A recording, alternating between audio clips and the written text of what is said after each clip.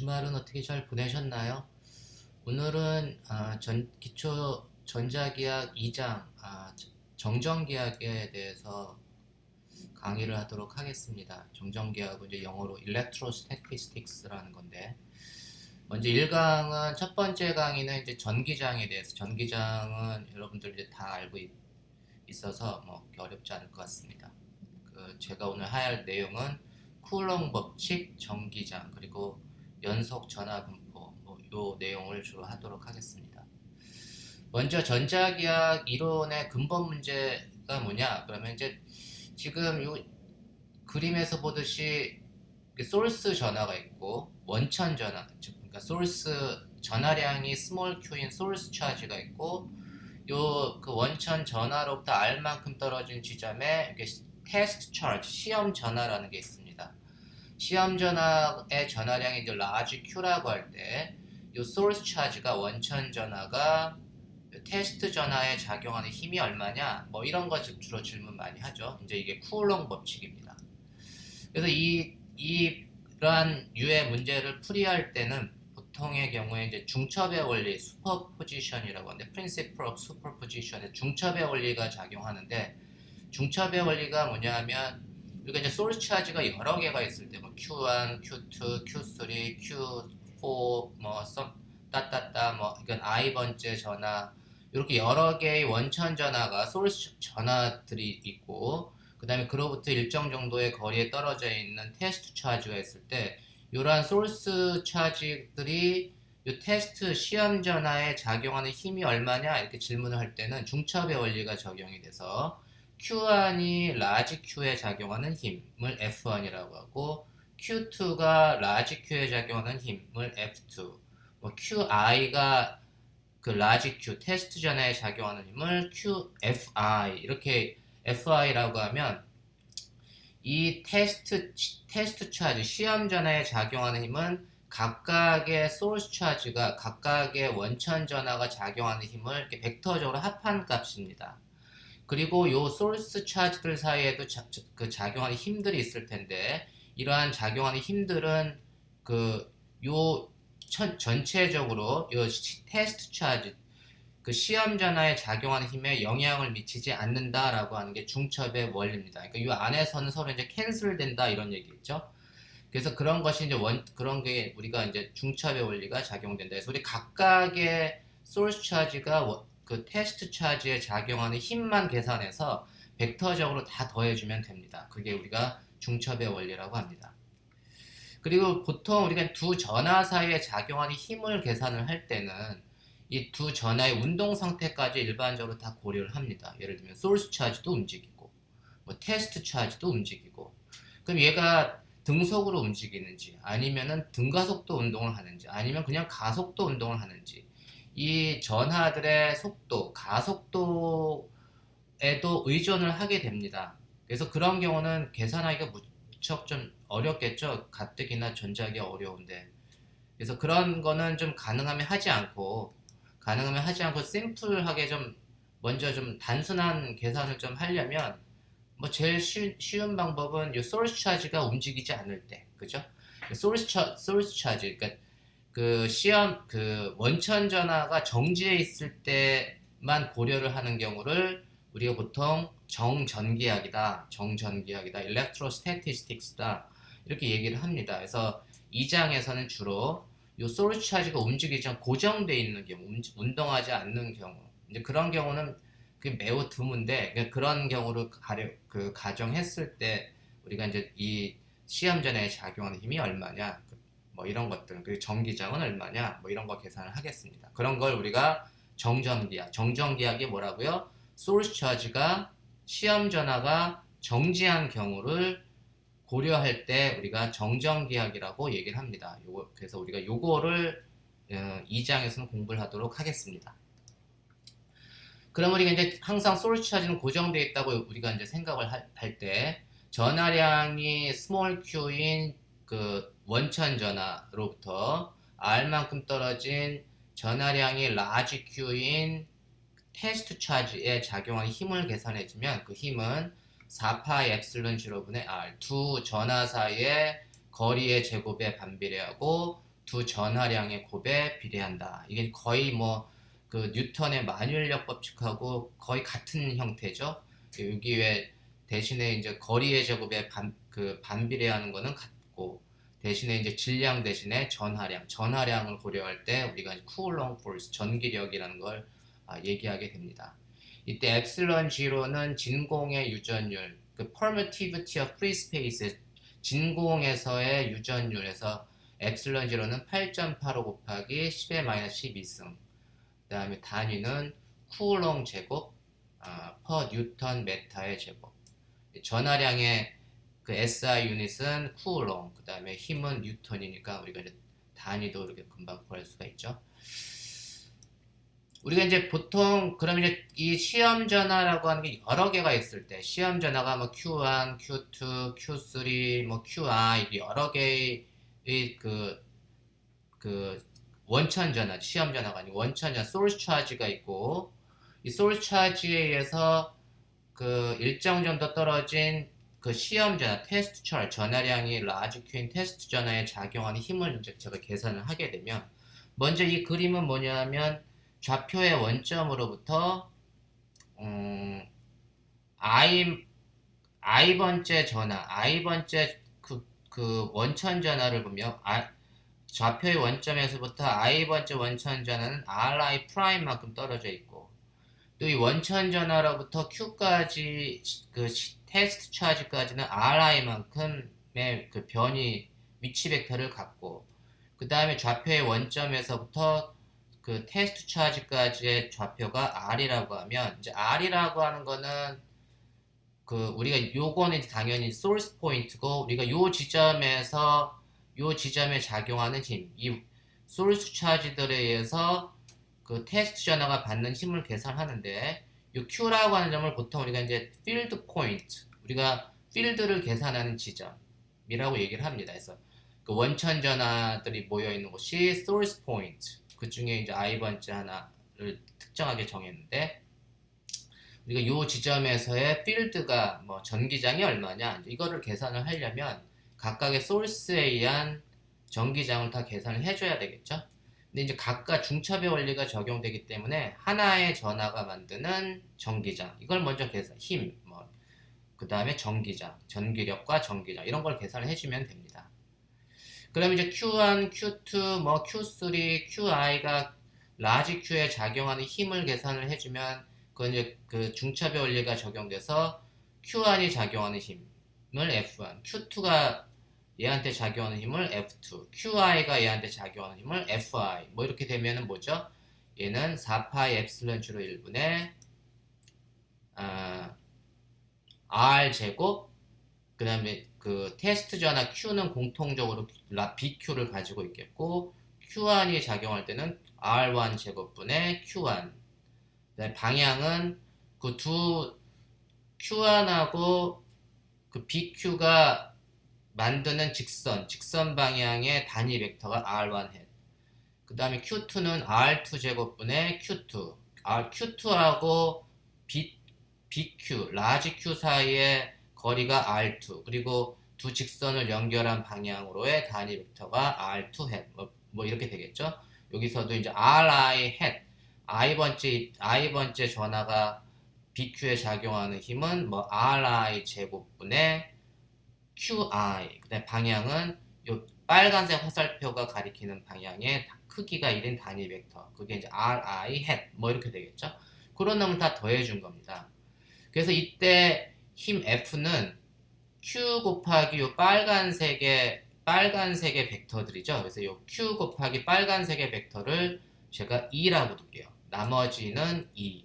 그래서 요 E라고 하는 게 이제 전기장인데, 전기장 벡터는 어떻게 정의된다고? 4파이 엡실론 0분의 1에 sum over i, 이 모든 걸 다 더한 거는 썸메이션으로 나타내지만 i가 1에서부터 n까지 ri 제곱에 qi의 ri 햇, 이게 우리가 이 소스 전화, 그 시험 소스 원천 전하들이 만드는 전기장입니다. 원천 전하들이 만드는 전기장도 힘도 중첩의 원리가 작용이 됐지만, 마찬가지로 전기장도 그냥 각각의 전하들이 만드는 전기장을 다 더해주면 됩니다. 그래서 이 지점에서의 전기장은 Q1이 만드는 전기장, Q2가 만드는 전기장, 뭐 QI가 만드는 전기장의 합이 토탈 이 지점에서의 전기장이 됩니다. 이해하셨나요? 그러면 우리가 이제 한 이그젬플러 예제 2-1을 보면 우리가 이제 전하량이 플러스 Q로 같은 두 개의 양전하가 이렇게 D만큼 떨어져 있어요. 동일 직선상에서. 전하량이 Q로 동일한 두 점전하에 의해서 요 그 두 전하를 양분하는 축을 Z축이라고 잡고 Z축상의 한 점, Z축상의 한 점 P에서 요 지점에서의 두 전하가 만든 전기장을 계산해라. 뭐 그런 문제입니다. 그러면 한 전하로부터 이 P점까지의 거리는 다 R로 동일하고 Z축상에서는 이제 Z만큼의 거리만큼 떨어져 있고 두 전하는 좌표의 Z 좌표의 원점에서부터 2분의 D만큼 떨어져 있는 상황입니다. 그때 이 지점에서의 전기장을 계산해주면 각각의 전하가 만드는 전기장을 계산을 해서 벡터적으로 다 더해주면 된다 이런 얘기죠. 그래서 우리가 이제 이 오른쪽에 있는 양전하가 만드는 전기장의 크기하고 방향을 ER 이렇게 둘게요. ER. 이러면 이때 이 화살표 가리키는 방향이 요 오른쪽에 있는 전하가 만드는 전기장이고 왼쪽에 있는 전하가 만드는 전기장을 EL, left 전하가 만드는 전기장을 EL이라고 하면 EL하고 ER은 크기 자체로는 같습니다. 그죠? 전하량 같은 거리만큼 떨어져 있고 전하량도 같으니까.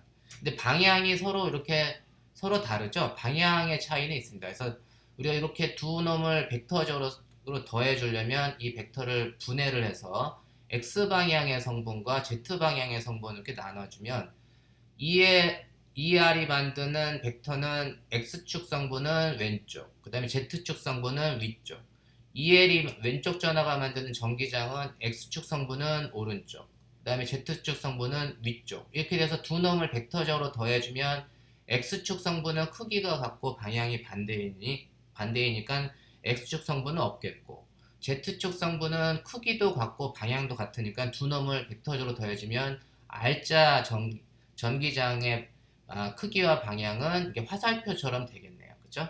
Z축 방향으로 이렇게 될 겁니다. 그래서 우리가 이걸 이용해서 이 전기장의 두 전하가 만드는 전기장의 X축 성분은 합이 0이고 Z축 성분의 합은 두 개를 더해준 걸 테니까 Z축 성분을 보면 요 ER 또는 EL은 크기가 같다고 했죠. 그래서 요놈 EL 또는 ER의 코사인 성분이 Z축 성분이고 EL 코사인 세타 혹은 ER 코사인 세타가 Z축 성분이고 그놈 두 개를 합쳐준 거니까 2 times EL 또는 ER 코사인 세타 이렇게 계산해 줄 수 있습니다. 이해하셨죠? 너무 쉽죠? 그럼 EL 또는 ER의 크기를 나타내주면 크기는 얼마인가요? 전하로부터 R만큼 떨어져 있고 전하량이 Q니까 이거는 뭐 4파이 EL 또는 ER은 둘 다 크기가 4파이 엡실론 0분의 1의 R 제곱분의 전하량이 될 겁니다. 그죠? 그게 이제 이 Z축 성분의 크기가 여기 2 곱하기 이제 코사인 세타까지 다 포함한 것이 되겠죠. 이랬을 때 우리 이제 R 제곱은 R은 D하고 Z로 나타내주는데 피타고라스 정리를 사용하면 R 제곱은 Z 제곱 더하기 2분의 D의 제곱. 그 다음에 이제 코사인 세타는 R분의 Z. 뭐 이거 다 더해주면 토탈 전기장 이 Z축상으로 향하는 토탈 전기장의 크기와 방향은 크기는 EZ, 방향은 Z 햇. 그 다음에 그거를 모든 걸 Z하고 D로 R 대신에 Z하고 D로 나타내주면 4파이 엡실론 0분의 1에 Z제곱 더하기 2분의 D의 제곱에 2분의 3승 곱하기 이제 EQ 여기 이제 이 분모의 EQ가 있고 여기 분자의 EQ가 있고 이게 Z가 있죠. 그래서 EQZ 이렇게 나올 겁니다. 그렇죠?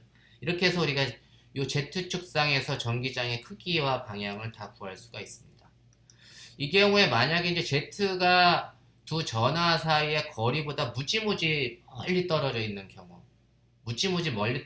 경우는 어떻게 되나요? 요 Z가 2분의 D보다 무지무지 크니까 요 놈은 무시할 수 있죠. 요 놈을 이제 무시해버리면 Z제곱의 2분의 3승이니까 Z의 3승분의 Z. 그러니까 이게 Z제곱. 분모가 이제 Z제곱으로 줄어들겠네요. 그래서 얘는 Z가 D보다 두 전하 사이의 거리보다 무지무지 멀리 떨어져 있으면 그때 전기장은 어떻게 보이냐면 4파이 엡실론 제로분의 그 Z제곱분의 EQ. 그래서 Z가 무지무지 멀리 떨어져 있는 지점에서는 요 전하로부터 무지무지 멀리 떨어져 있을 때는 마치 이 두 점전하가 그냥 전하량이 EQ인 하나의 전하처럼 보인다. 너무너무 조그맣게 보인다. 그냥 하나의 두 개의 점이 그냥 붙어 있는 것처럼 보이는 것가 되겠죠. 그래서 Z만큼 떨어진 두 전하량이 EQ고 EQ로부터 Z만큼 떨어져 있는 지점에서의 전기장을 구하는 것과 같습니다. 이게 이제 여러분들 쉽게 이해할 수 있겠고, 만약에 이제 두 개의 전하가 지금 같은 부호에 대해서 계산했지만 하나가 플러스, 이거 하나가 플러스, 하나가 마이너스, 얘가 플러스, 얘가 마이너스가 되면 전기장의 요 놈이 마이너스가 되면 이 전기장의 방향이 거꾸로 이렇게 오겠네요, 그죠?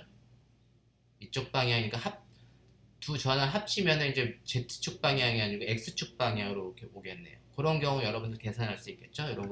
여러분들의 그 엑서사이즈를 한번 계산해 보시기 바랍니다. 그 다음에 이제 두 번째 2-1-4절은 연속 전하 분포. 조금 전에는 점전하에 의한 전기장을 계산했는데, 만약에 전하가 continuous하게 분포되어 있는 게 continuous charge distribution.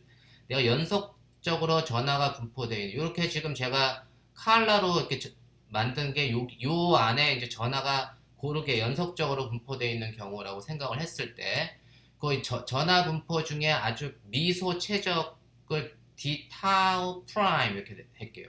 요 정육면체처럼 생긴 그 요거를 이제 미소 최적이라고 하고, 그 미소 최적을 infinitesimal volume element, 그래서 d 타우 프라임이라고 하고, 그 안에 dq만큼의 전하량이 있다고 생각을 할게요.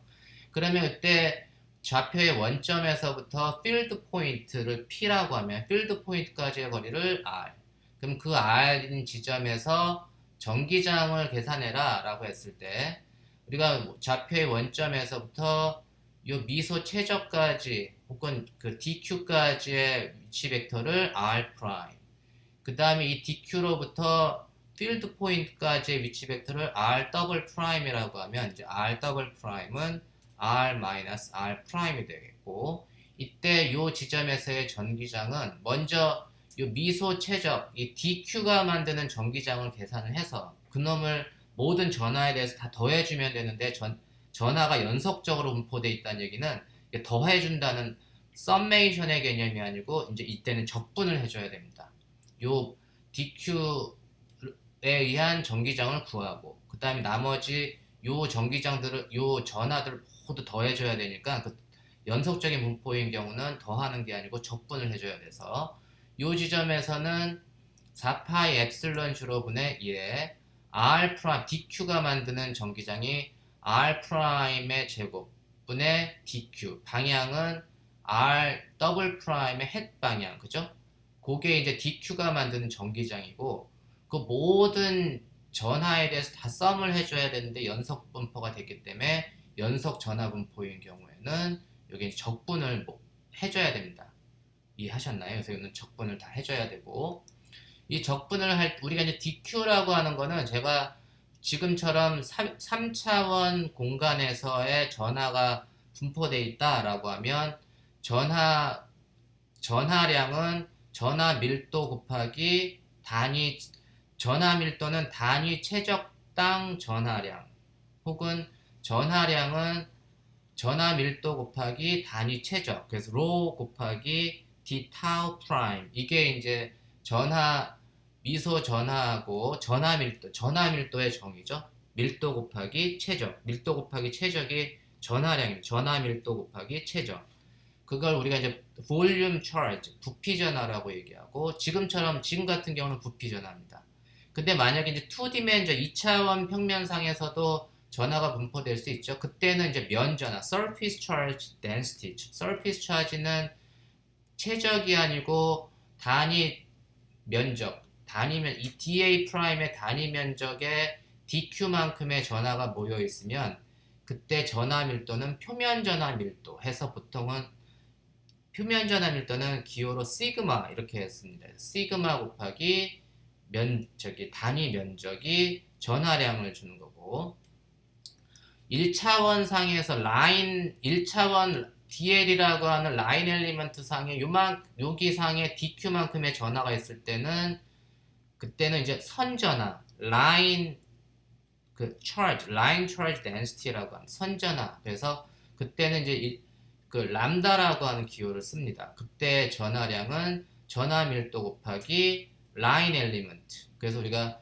3차원인 경우에 전하 밀도는 rho 2차원 전하 밀도는 면전하는 시그마 1차원 전하 밀도를 쓸 때는 기호가 람다 이게 이제 아주 대표적인 스탠다드한 전하 밀도 그 차원당 디멘전당 그 전하 밀도를 나타낼 때 3차원은 로 2차원은 시그마 그 다음에 1차원은 램다 이런 걸 쓴다는 걸 여러분들이 유념하시기 바랍니다.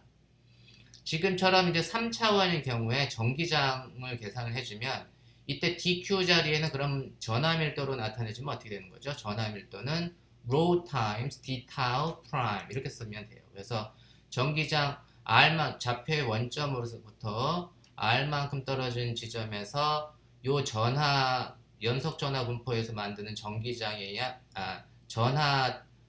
연속 전하 분포에 의한 전기장을 계산해주면 얘는 4파이 엡실론 0분의 1에 R 더블 프라임의 R 더블 프라임 제곱에 DQ인데 DQ 자리에 rho times d tau 프라임 이렇게 됩니다.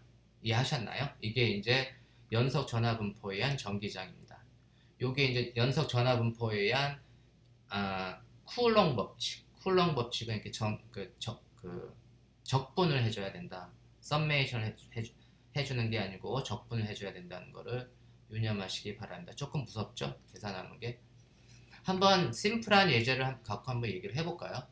이거는 길이가 2L인 길이가 2L이고 선전하 밀도가 람다인 직선도선. 직선도선에 길이가 2L인 직선도선에 전하가 고르게 이렇게 분포되어 있고 그때 전하 밀도가 람다라는 얘기입니다.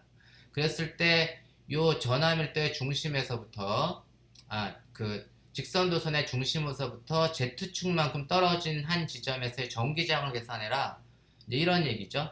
이게 이제 가장 심플한 전하 분포에 의한 전기장을 계산하는 건데 한번 해볼까요?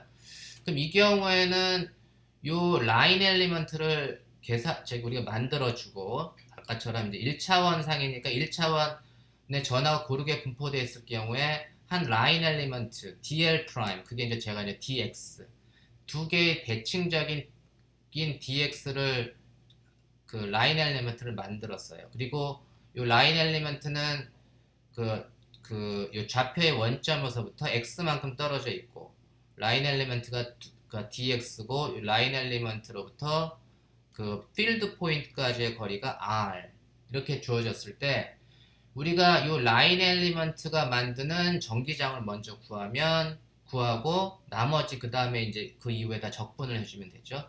그럼 요 dx에 의한 p점에서의 전기장 오른쪽에 있는 라인 엘리먼트가 만드는 전기장은 요 왼쪽 화살표 중심 원점에서부터 x만큼 떨어진 두 라인 엘리먼트 dx에 의한 p점에서의 전기장 중에 요 오른쪽에 있는 놈에 의한 전기장을 der 그리고 요 왼쪽에 있는 라인 엘리먼트가 만든 전기장이 요 오른쪽에 있는 화살표죠. 그 de left 이제 아까처럼 이렇게 계산을 해주면 차이점은 이제 이게 전하 분포가 돼 있는 연속 전하 분포인 경우니까 그리고 DER과 DL이 만드는 R자 전기장이 빨간색 화살표가 되겠죠. 이 경우도 마찬가지로 X축상의 성분은 서로 캔슬 되겠고 Z축 성분은 서로 그 벡터적으로 더해져 가지고 토탈 전기장은 Z축 방향이 되겠네요. 내가 계산은 못하더라도 방향은 R자 전기장의 방향은 이 Z축 방향이구나 라는 건 벡터적으로 조금 여러분들이 최소한 그려볼 수 있어야 합니다. 그러면 이때 이제 요 DER의 크기, DEL의 크기는 다 같을 텐데 요 놈은 크기가 얼마냐면 4파이 엡실론 0분의 요게 이제 CM 소스 차지가 되겠죠. R 제곱분의 R 제곱분의 요 DQ DX가 만드는 전하량, DX 안에 들어있는 전하량을 DQ라고 할게요. 그게 이제 DQ라고 하면 얘는 이제 R 제곱분의 DQ 이렇게 됩니다. 이때 DQ는 어떻게 되나요? DQ는 단위 길이당 전하량이 전하 밀도라고 했죠. 그래서 DQ는 DX 요 길이 곱하기 전하 밀도. 그래서 램다 DX가 DQ가 됩니다. 이해하셨나요? 램다 곱하기 DX가 DQ가 되고 우리가 그러면 이제 토탈 전기장 요 DX 두 개의 DX에 의한 토탈 전기장은 크기는 DER 2 times DER 코사인 세타 그렇죠? DER 코사인 세타 DEL 코사인 세타 두 개를 더한 거니까 그게 2 times DER 또는 DEL 뭐 DER을 계산하나 DEL을 계산하나 크기는 같으니까 2 times DER 혹은 DEL 코사인 세타 방향은 Z축 방향 그래서 그걸 계산해주면 2 times 4파이 엡실론 0분의 1에 R제곱분의 램다 dx 코사인 세타가 되고 요 놈은 우리가 이제 요거로부터 이제 전체 전기장을 계산을 해주면 요 놈을 갖다가 적분을 해주면 되겠죠. 뭐. 이 토탈을 다 적분해주면 이제 이 전체 길이가 EL인 직선 도선이 만드는 전기장이 되겠죠. 그래서 그 놈을 적분을 해줄 때 코사인 세타는 R분의 Z가 코사인 세타 그리고 R이라고 하는 거는 R제곱은 Z제곱 더하기 X제곱이니까 우리가 요 놈을 다 그 계산을 해주면 대입을 해주면 우리가 dx에 대한 적분을 하는 거니까 dx에 대한 적분은 마이너스 l에서부터 l까지만 적분을 하면 되는구나 그죠? 마이너스 l에서부터 l까지만 적분을 하면 되는데 이미 제가 요쪽에도 dx를 썼고 요쪽에도 dx를 썼잖아요.